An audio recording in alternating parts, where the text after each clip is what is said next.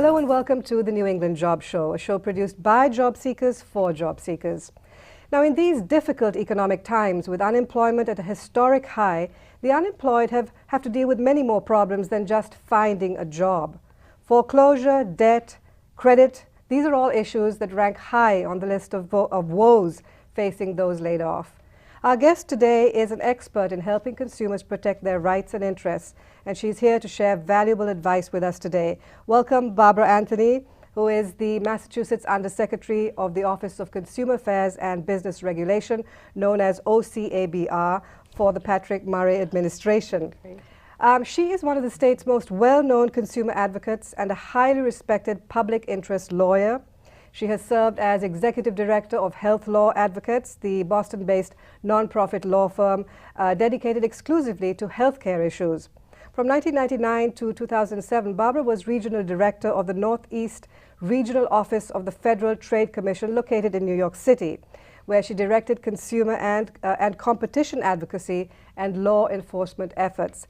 Barbara specializes in the areas of privacy and data security, financial services, internet fraud, and other unfair and deceptive trade practices. Her resume is much longer, but in the interest of time, let's jump straight into it, Barbara. Thank you so much for taking time off it on a very busy day. Now, two of the biggest concerns facing the public today are foreclosure and credit/debt issues.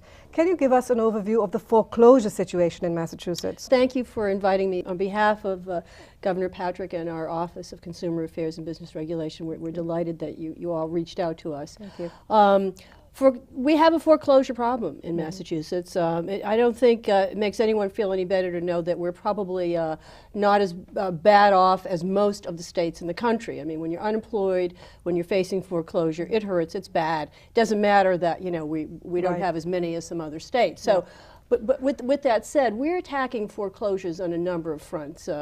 You know, there's no silver bullet here. There isn't any one solution that fits everybody. So let me tell your viewers and what are some of the things that our office has been doing. First of all, we have been sponsoring for the past couple of years a series of foreclosure prevention workshops. We've done about 10 of them. What is this all about? What are these workshops? What do they do? Well, what they do is they bring borrowers who are facing problems paying their mortgages together with the lenders, the national lenders, the mortgage companies, the national banks who extended the mortgages in the first instance. And you know, this is, in these settings, we go to schools, we go to gymnasiums in towns and cities around the Commonwealth. In these settings, it's usually the first time the borrower is meeting a representative from the lender face to face. I mean, I've gone to some of these. It's just amazing. I say to the borrowers, have you talked to your lender before? You know what they say? No. Right, because these are faceless entities. That's right, and you do it online or you do it on the phone, or people say, well, I've called, my papers got lost, I get passed around from one rep to another. So, I mean, we're proud of the fact that we can bring these two parties together, the lenders and the borrowers. And so what happens at these workshops? Well, the idea is to obtain a modification to the mortgage to prevent foreclosure. So we tell consumers and homeowners to come bring all their stuff, bring their papers, their mortgage papers, bring their income, bring income tax returns, all the financial information that you have that you would ordinarily bring if you were applying for a loan.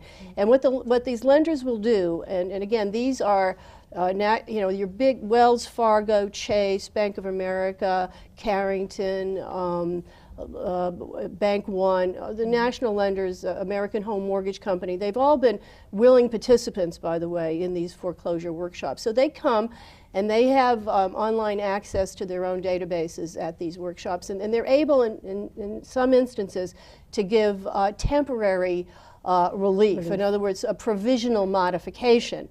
And then the issue is follow up after that to see if the homeowner consumer can get a permanent modification under either one of President Obama's programs, or many of these lenders have their own mortgage modification programs. Right. So I mean, I think it's important for people to know that what we're doing after these workshops at my office is we don't just go away and say, well, that was a nice day. We follow up. We've actually formed an advisory committee made of these lenders. So we're keeping them in our orbit, so to speak, and we want to know from them, well, how many modifications did you actually do as a result of this workshop in Lowell or Worcester, you know, or wherever it might be? And so we're trying to keep the pressure on to get as many foreclosure modifications as possible. Right. Now, for people who are unable to attend these seminars or unable to go online, someone potentially facing foreclosure as a result of job loss, being unemployed, and they know that, say, by December, my mortgage rate's going to go up or my help plan is going to end.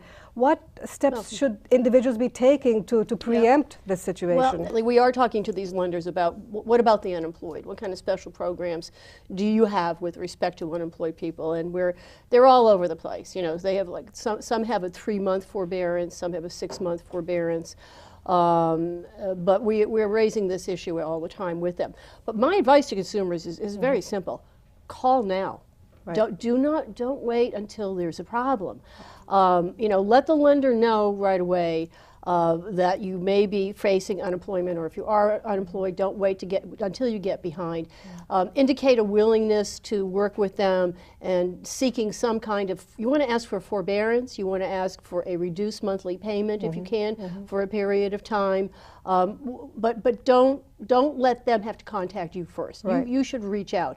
Now, that said, you know, dealing with these lenders is not always that simple. So, unfortunately, a lot is required of consumers in this situation. You've got to keep careful records of all your conversations, get the name of the person you're talking to. If you mail them the information, make sure you mail it registered mail, certified mail, so that you can prove that you actually sent it. Make copies of everything. You know, as I said when we started this conversation, there's no silver bullet here, no easy fix. And unfortunately, there's a lot of work for consumers. But get ahead of the ball here. Right. Call first. Right. There's something called Grant Awards for Foreclosure Prevention. What exactly is that? Well, our Division of Banks, which is one of the agencies that my office supervises, has given out something like $3 million to nonprofit local housing advocacy agencies. And so if you're a consumer in whatever town you're in, find out where your local nonprofit housing advocacy agency is located. And these agencies are terrific because they will assist the homeowner in going through the process I just described. So I think it's important for your listeners to know there is help out there. You don't have to do it alone. Contact the housing agency in your community or the next community over. The reason for that is that these advocates, these counselors at the housing agencies, they have established relationships with a number of lenders. I believe you have some sort of a helpline, which we'll try and give our viewers. Yes, but give your viewers our helpline and also our website. On our website, by the way, we'll get you to the Division of Banks, and there is a listing of all these housing agencies I just talked about who receive grants from our office. And so your viewers will be able to know there's one in their community and to follow up that way. Okay. Let's move on to the credit and debt issue. And frankly, I don't know which is more severe because they seem to tie into each other. But you have programs in this area too, informational and educational programs. But in particular, can you explain the new credit card law that came into effect fairly recently? That might be a starting point. Good news for all consumers. And it kind of puts it gives consumers a little bit more power with respect to credit card companies. And that's always a welcomed thing. So there are some things that people should be aware of. First of all, under this new law, and those of us who received our credit card statements recently, if we look at them, we'll see the law in effect already. Your credit card company has to tell you how long it will take for you to pay off your existing balance if you only make the minimum monthly payments, and how much in interest you'll be paying. So for example, if you have a $3,000 balance and you make the only minimum monthly payment, it's going to take you 22 years.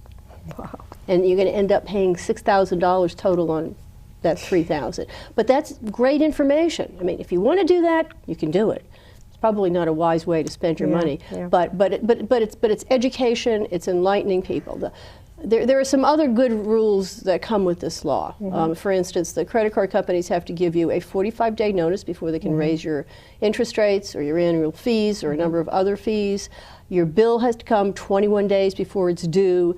No more tricks like due date on a Sunday, or if it doesn't get there by 2:30 when the moon is full, you know, you're going to get whacked with a late fee. So there's a lot of good pieces to it. Right. What about fees if payment is not processed on time? Is that something we can ever get rid of? Well, they have to. Late fees are still permitted by the law, but the size of the late fee has to be disclosed, and if it's going to change, you have to get pretty much advance notice. But the tricks about, the thing about this that will make it, I think, easier for consumers to pay on time is that your bill has to be due on a certain date every month. No, you know, I don't know if you've watched your credit card statements, but there are some companies that, you know, bill might be due 15 days, bill might be due 20 days. You never, you know, you can't really count on it, but now it's going to be due the same time every month. That will help people to pay on time and avoid these late fees. Right. This is a nation that lives on plastic, on credit cards. Do you think in this downtime of economic depression, there are lessons to be learned? Are people, you know, learning? Are they really feeling it so hard that they might come out a little wiser out of all this? We as consumers have some responsibility, frankly, in terms of the financial mess that we're in. I mean, we are a nation that has spent heavily on, we're very much in debt in terms of consumer credit. One of the things that my office does is we've launched a project called Project Credit Smarts. And what we do is that we go to colleges around Massachusetts. Because, you know, we should be in high school and the grammar school, but we don't have infinite resources. But what it does is we're trying to teach young people early on the responsible use of credit cards. You know, figure out what your payments are going to be. Don't get suckered in by these teaser rates, 3.5 for 6 months, and then your rate gets jacked up to 18%. And again, what I said earlier. How long is it going to take? If you make that minimum monthly payment, you are always going to pay double the amount of your principal and interest. So, you know, and one of the reasons we target colleges and is that the college market is a great opportunity for the marketing of credit cards. This is virgin meat, so to speak. You know, these kids have never had a credit card before. They're away from mom and dad, living away from home, and it's a great marketing opportunity. And they're not very savvy. So what we're trying to do is start at that level and hopefully, you know, increase awareness all around. Recently, new laws came into effect whereby small businesses or businesses in general have to protect their internal security. Would you just care to comment on that? Yeah, we do have a new law. It became effective March 1 of this year, and it requires every company, large or small, to develop a security program to protect the personal information. That means like a social security number, credit card number, bank account number of its customers and its employees. Right. So you have to write down the program. You have to encrypt information about your customers or employees if you're sending it over the internet. So you can't simply send a person's name and their credit card number over the internet without encrypting it. And encrypting it means that it's transformed into an unreadable language, and you need a code to decode it. And that is the safest way to transmit personal information. Individual job seekers need to be very aware, because every day we're sending out applications with Social Security. There's no need to put your Social Security number on your resume. Right. But sometimes job applications do require it, and there are huge debates going on. But the thing is just to be very conscious and aware of how you're using it. Well, if you're going to put it on a job application, be aware that you're doing it. You know, I know everyone's very fearful during a job situation, but you might want to ask, you know, what is it really necessary? Right. And frankly, for employers, unless you're serious about a candidate and you're going to do a credit check perhaps or other background checks at that stage, but a preliminary application, I really don't see why employers need a Social Security number. And I would certainly, if that's been the practice, I would ask employers to think about that. Now, especially in Massachusetts, because we have this new data security regulation, it covers everyone. It would make everyone feel a little bit better, too, a little safer. Okay. Yeah. Well, thank you so much, Barbara, for taking time off. You're on your way now to a hearing or to some other important event. I hope we haven't made you too late. Thank you for sharing that information, which is of great use to our viewers, and keep up the good work. Thank you, and thanks for inviting us. Thank you. Okay.